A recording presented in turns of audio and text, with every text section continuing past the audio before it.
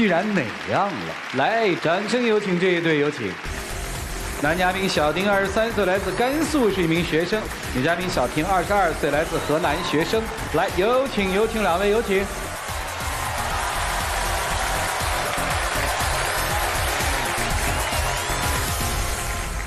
欢迎两位哈，谁受不了谁了？我受不了他了。哦，受不了他啥呀？就是他太抠了，特别抠啊，特别抠啊！我们先了解一下前面的事儿啊，再了解一下怎么抠的啊。这个大学同学吗？是。谈了多久了？谈了1年半了。什么时候发现这小子你说的抠啊？就刚开始就是我们两个在一起，就是第一次过生日的时候啊，他就没有送我生日礼物。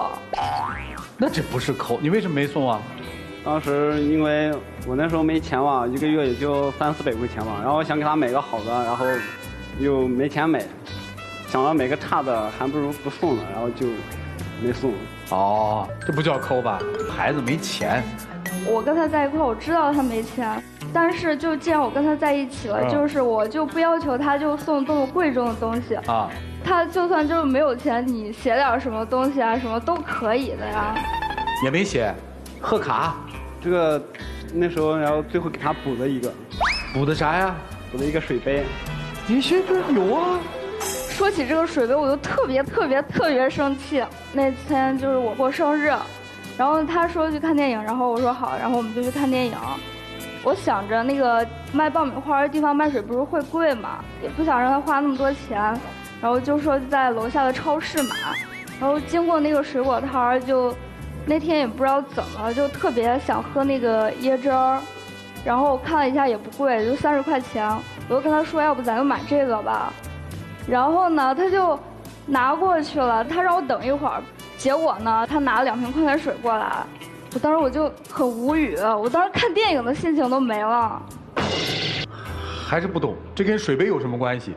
还没讲到水杯呢，是吧？他说就这样的话，就是以后就不用买水了，出来就直接你往水杯里边灌点水就行了，连矿泉水都懒得买了，就这样，就特别抠。这还是孩子钱少，你不能说他抠，是吧？啊，你一个月多少钱生活费啊？我一个月300-400块钱吧。少了点。然后我自己打，确实紧了点，是吧？啊，自己做兼职也稍微挣一点。家里经济条件不是特别好，对不对？对。你得体会这个，但是他就不止这一次，还有一次就是他就跟我说他给我花一大笔钱给我买了个礼物，然后我当时我就特别的震惊，我就也特别开心，我就是想就是终于开窍了，主动给我买礼物了，就这样我就特别开心，然后我还特别心疼他。他生活费也不多，当时就心里特别过意不去，我就想要不然就把钱补给他但是那个牌子我也不认识我就去淘宝搜了一下，然后结果呢我就真的我整个人都懵了，19.9块包邮，还送2片面膜。当时我就特别，我真的就是特别寒心，还特别生气。你说这19.9的东西敢往脸上用吗？这不当时。看的现在评论都挺好的吧，人家都说那个效果挺好，然后想要每一个给你开心一下嘛。那你为什么要说你花了一大笔钱给我买？就是难道在你心目中花20块钱在我这儿你就觉得是一大笔钱了，对吧？这不是我不想告诉你真实价格吗？就是想让你开心嘛。唉，跟他在一块儿这1年半，我就从来没有要求过他买什么东西。然后有一次我们2个去逛街。然后看到了那个情侣装嘛，然后他觉得还不错，就是难得主动提出来要买，然后我说也行，也不贵，就99块钱2件。然后呢，结果他就让我出50块钱，我当时我就生气了，我就把那100块钱就是给了那个店长，我就买了。然后后来就他也经常穿，他问我为啥不穿，他还好意思问我，一看见那衣服我都生气，太抠了，真是。不是他没钱，孩子，抠是指有钱是没有钱，我也理解他。我们2个在一块儿，我也没有要过什么东西，真的就没有。啊，你当时喜欢这小子什么呀？我喜欢他就是因为，只要跟钱不沾边，就是体力活，就是一打电话就不管他在干啥他就来。对呀。就是要考试了，那个图书馆占座，他会一大早就去给我占。然后呢，就是买重的什么的。就是他会给我拿，只要就是我打电话给他，不管他干什么，他都会过来帮我。我是不是可以这么理解？只要为你的事儿，他从不犀利，但是你不跟他说钱。对。啊，喜欢这姑娘吗？喜欢，特别喜欢啊。对，你特别喜欢。你以后要有钱了，你愿意给他花钱吗？愿意。而且也不太会。就是还有一件就特别过分的事情，就是我有一个就是很好的朋友从老家过来看我嘛。我想着就人家都知道有男朋友了，你说你就得请吃个饭，就表示一下什么的。然后我就给了他100块钱，我说你先拿着请我朋友吃个饭嘛，不够你再自己添一点。然后呢，他就带我们去吃饭，你就问他就吃饭花了多少钱。反正100块钱没花完。对，我们3个人花90。剩下那10块钱他找给你了吗？没有。这是我刚才说的。他有钱他也不会，因为穷。反正他就是把我给他100块钱就可着往里花了，自己就一点都不愿意往里边添，让我就特别寒心。就是哪怕你添一点也行吧，你就拿着我那100块钱就可着往里花。当时我朋友脸色就不对了。我问你一句话啊，你1个月多少钱生活费啊？我1个月也没多少，1000多。而且就是我妈暑假送我过来，在这边说要转转，就顺便见她一面。然后呢，我就提前给她打招呼了。我觉得这是一个挺重要的事情吧。对。就是我知道她没钱，我说要不你拿点特产什么的，从家里边带过来点。结果呢，那天我就看她拎了一塑料袋的土豆，我当时就特别懵，我觉得，拎了一塑料袋的土豆，说出来那种感觉。因为我在我们家那边土豆也特别出名啊。那你为什么不带点什么枸杞、百合？你为什么只带土豆呢？土豆也还像国外出售的，我们那儿的，感觉也挺好的样子。重点是我以前我觉得可能他对别人都这样，就抠吧，就对大家都这样，对自己也这样。然后后来我发现他就可能不是那么回事，我感觉他好像只对我抠。啊？我们就是前几天有个聚会嘛。然后大家都说你天天那么抠，你钱留给你女朋友花了吗？然后他又说不是，他说不能对女朋友全部牺牲，说不见兔子不撒鹰。我当时看见这句话我就特别懵，我觉得我就是一心一意对他，就还这么心疼他，他就是不给我花钱的理由就是不见兔子不撒鹰。女生所有的重点实际不是说她介意这个男生抠，是说男生说的这个话让她伤心了，寒了心了，是这意思吧？对，我现在听明白了啊，是你说的话，不见兔子不撒鹰啊？什么是兔子，什么是鹰啊？其实我意思就是说，现在还没到那个花钱的时候嘛，然后等以后自己挣钱了，然后给他花。不见兔子不撒鹰这词儿可不是这意思啊。主要是那时候我朋友问嘛，然后我也就想没给他花过钱，然后就随口说一下，然后被他看见了。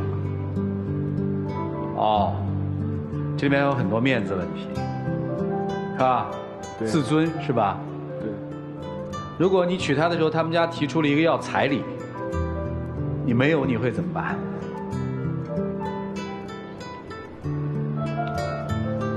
我可能会放手吧。不努力一下就放手啊？那得看他愿不愿意了。好吧，老师们看看怎么办吧。我们一起进入丘比特问卷。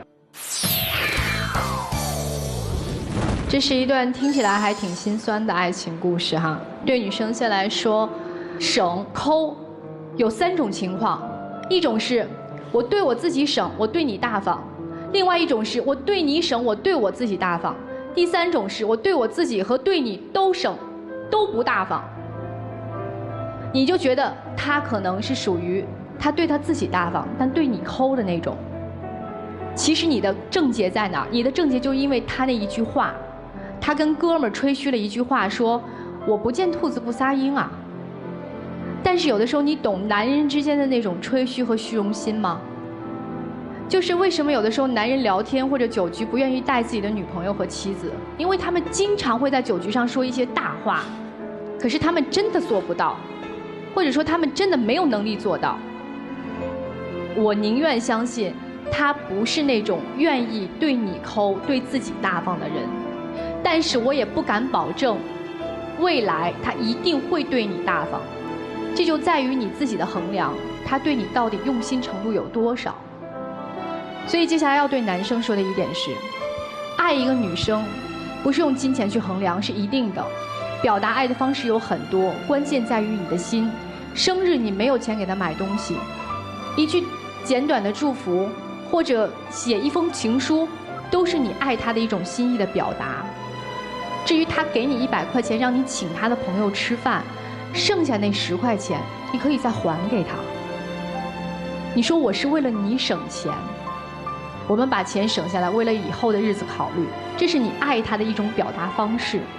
像现在我跟我老公结婚这么多年了，生日的时候也不会是送什么很贵重的礼物，我找一些很便宜的，但是非常能表达心意。现在那个可乐瓶子上印一个什么我爱你什么的，我刚过完生日我就这么送的，把他感动得稀里哗啦。关键就是你用心了呀，对不对？你送那19.9块的化妆品，谁敢往脸上抹啊？对不对？你不如送一个可乐，上面写我爱你，写一个生日，或写一个你们2个人的名字，有纪念意义的，对不对？所以这还是在于你爱他有多少，用心程度有多少。如果爱的话，就用心，好好的去爱；如果真的没那么爱的话，也不要吹嘘那些话，没有用的，好吧？好，谢谢，祝你们幸福。表面是钱，实际是男孩你的心态的问题。我们不怕节约，我们怕的是从情上的去抠，抠来抠去，最终你是赔本的。我说第一点，你觉得礼物太贵的我买不起，太便宜的不能代表我的心，那就不买。第二，明明是一个19.9块的化妆品，你非得要说的是很贵。第三，你出于一种虚荣心也好，还是对于钱的这个认识的这个角度也好，你和朋友说，我之所以不给我女朋友花钱，是因为我不见兔子不撒鹰。你这句话听起来，到底作为你的朋友是应该看重你呢，还是应该看轻你呢？你跟你的女朋友这么相处，仅仅是因为钱的问题，而不是你对这女朋友用情了，你的朋友会看得起你吗？接下来主持人问了你一个问题，今后如果女方的家里人管你要彩礼拿不出来怎么办？放手，这是你说的呀。为什么你的所有的轨迹，你的为人交往，你的事业观，你和朋友之间的相处，恋情的相处，都是钱来做决定的呢？不要拿出你真实的感情，你花出去几块钱，对于你来说是真情实意的就可以。你不花钱，有时候比这个花钱得到的礼物还要更加的珍贵。拿出你的真实自己，好不好？你最坦荡的就是说，我可以出任何的力气。我相信这个女孩一定是看中的你这些优点才和你相处的，明白吗？女孩多理解男孩现在的客观的情况，不要那么强求他一些现在明明达不到的事情，好吗？就这样，谢谢学长。男生有多少钱，干多少事儿。钱多有钱多的活法，钱少有钱少的浪漫。买一可乐瓶写上我爱你是一份生日礼物，1块钱买点纸叠点千纸鹤也是一份生日礼物。看你有没有那样一份心，这是第一。第二，我认为你不是说钱太少的问题，你是太能计较的问题。人家给你100块钱，我花90请客人吃饭，剩10块。2件情侣衫99块钱，就算是 AA， 也应该男生多出1块啊。为什么让他出50，你出49？所有的只要和金钱相关的地方，你就开始计算，这是你要改正的地方。我们不能这样算计，对吗？对。好，然后女生，其实你们2个人之间对于金钱的概念从根儿上就是不一样的。可能你觉得，哎呀，请人吃顿饭，你就多花10块钱我也高兴啊。但10块钱对于他来说是1天的生活费。他今天为了你这儿多花10块钱，我可能就要有1天挨饿。所以，既然当初你选择了和他在一起，你就要理解，就要做好这样的心理准备。如果和他在一起的日子都是不好的回忆，那不如就重新选择。而对于男生来说，从今天这一刻开始，找到一个努力的方向，让自己变得更好，不要让那个字把自己压得死死的、重重的，开始全新的生活，好吗？好的，祝福你们。你出去打工，你打什么？就是有时候给人家发传单呀，或者是你一个月打工能挣多少钱？挣300-400吧。有时候课多没那么多时间，有时候我们课你不是有时间谈恋爱吗？我们所看到的有很多靠奖学金以及自己出去打工，不是很有技术性的工作，就是喜欢一个月挣500、600、700、800，非常普通的，加上你那300-400加起来就有1000多了，就跟他差不多了。贫穷分为2种，一种是虽然贫穷，却可以为了自己爱的人掏光自己最后一个铜板；还有一种贫穷是深入到了骨髓，以至于因为贫穷而辜负了善良。你就不是那种兜里有最后1块钱我能够为他花的人，你不是。我说句比较实际的话，没钱就好好读书，打工挣钱，就不要去花前月下。你的打工的时间，为家庭贴补和为自己贴补的时间应该更多。你说你一个月打工才挣300-400块钱，这让我很难以想象。你应该花更多的时间去读书去学习。但是如果你压抑不住自己内心的想象，我就爱上了一个我特别爱的女孩，就请你不要把钱看得比她重，因为她不是那种败家的女人，她不是要把你口袋都掏干净的女人。但你不能说人家越是这么善良，越是这么老实，你就不见兔子不撒鹰，明白吗？明白，谢谢老师。好吧，我宁愿想象这个不见兔子不撒鹰是你吹牛的说法，我愿意这样相信。但是你要记住，如果你选择了爱一个人，你就要倾其所有。如果你认为你现在还不是时候去恋爱，就请你好好读书，咱不找借口，好吗？好的，老师。姑娘爱的有点累了吧？觉得自己一片善良被辜负了吧？你自己打量着办。如果你信任他，觉得他当下犯的错误，我是可以谅解的，那你就继续下去。如果你要离开，绝没有任何一个人敢说你嫌贫爱富，好吗？好。哎，就这样啊。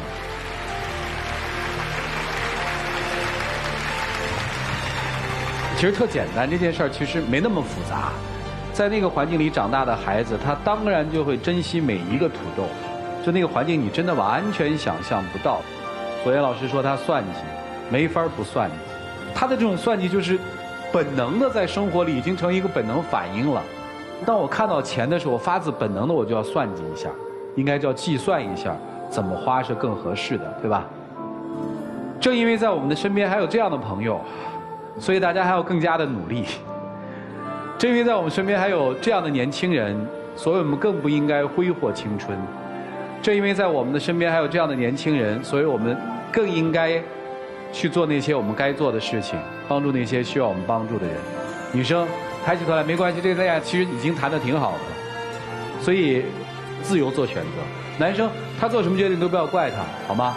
好的。啊，记住啊，以后如果爱一个人就好好去爱他，在爱的过程里应该倾其所有。加油，好不好？你要加油，你也要加油。所以爱情这件事情可以往前走，也可以放一放，因为年轻，生活除了爱情还有别的维度。一起进入那几天喝古方红糖，真情60年。可能是我以前把一些东西看太重了吧，忽略了对你自己的感受。我以后绝对会改正这一点的，也会愿意为你付出所有。我很感谢，就是在我大学最美好的青春里面有过你。我希望就是你以后真的能改掉自己的毛病，就算没有外在的条件，但是也会用内在的条件，就是让别人感到开心和快乐。希望我们两个变得越来越好。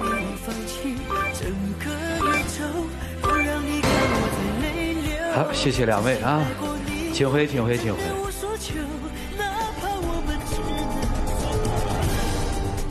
来，请关门。来看看这对年轻人自己的选择，请开门。